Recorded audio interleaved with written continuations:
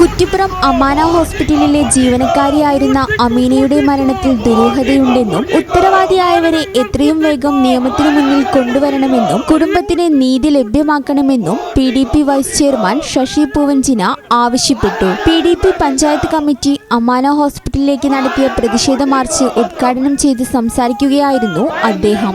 അങ്ങനെ മരണപ്പെട്ട കുട്ടിക്ക് നീതി കൊടുക്കണമെന്ന് ആവശ്യപ്പെട്ടുകൊണ്ടാണ് അവർക്ക് നീതി മാത്രമല്ല അവരുടെ കുടുംബത്തിന് ഒരു അത്താണിയായിരുന്ന ആ കുട്ടിക്ക് വേണ്ട നഷ്ടപരിഹാരം കൊടുത്തില്ല എങ്കിൽ ഈ സമരം സൂചന മാത്രമാണ്. ഇനിയും ശക്തമായ സമരവുമായി പോലീസ് സ്റ്റേഷനിലേക്കും വേണ്ടി വന്നാൽ DYSP ഓഫീസിലേക്കും ജില്ലാ കളക്ടർ ഓഫീസിലേക്കുമൊക്കെ ഞങ്ങൾക്ക് പ്രതിഷേധങ്ങൾ നടത്താൻ വിചാരിച്ചല്ല. പക്ഷേ ഞങ്ങൾ ഇത് മനസ്സിലാക്കും.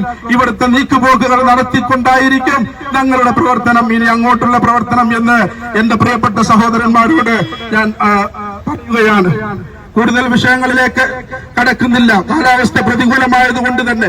അതുകൊണ്ട് ഈ പ്രതിഷേധം എല്ലാ ആളുകളും ഇത് കണ്ട് മനസ്സിലാക്കിക്കൊണ്ട് ഈ അമാനക്കെതിരെ അവര് ഹോസ്പിറ്റൽ ന്യായമായി നടത്തിക്കോട്ടെ. പക്ഷേ ഇങ്ങനെയുള്ള അതിക്രമങ്ങൾ കാണുമ്പോൾ കണ്ടില്ലെന്ന് നടിക്കാൻ മനുഷ്യ സ്നേഹികളായ മനുഷ്യത്വമുള്ള ഒരു കുട്ടിക്കും സാധിക്കുകയില്ല എന്നുള്ളത് വളരെ വ്യക്തമായ ഒരു കാര്യമാണ്.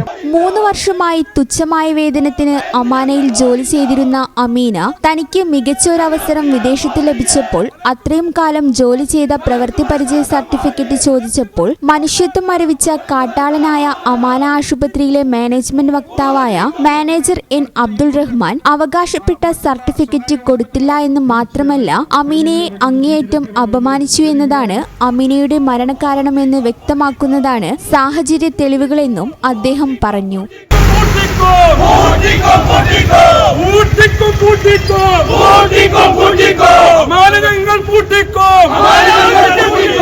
ഈ സമരം സൂചന മാത്രം. പാർട്ടി നേതാക്കളായ ജാഫർ അലി ദാരിമി, ഹുസൈൻ കാടാമ്പുഴ, അസൻകുട്ടി പുതുവള്ളി, മുസ്തഫ KT, സുലൈമാൻ ബീരാഞ്ചിറ തുടങ്ങിയവർ സംസാരിച്ചു. ഷാജി കുറ്റിപ്പുറം, ഉമ്മർ ചാഞ്ചാത്ത്, ഷമീർ പാഴൂർ തുടങ്ങിയവർ മാർച്ചിന് നേതൃത്വം നൽകി. ഈ ചാനൽ ന്യൂസ് കുറ്റിപ്പുറം.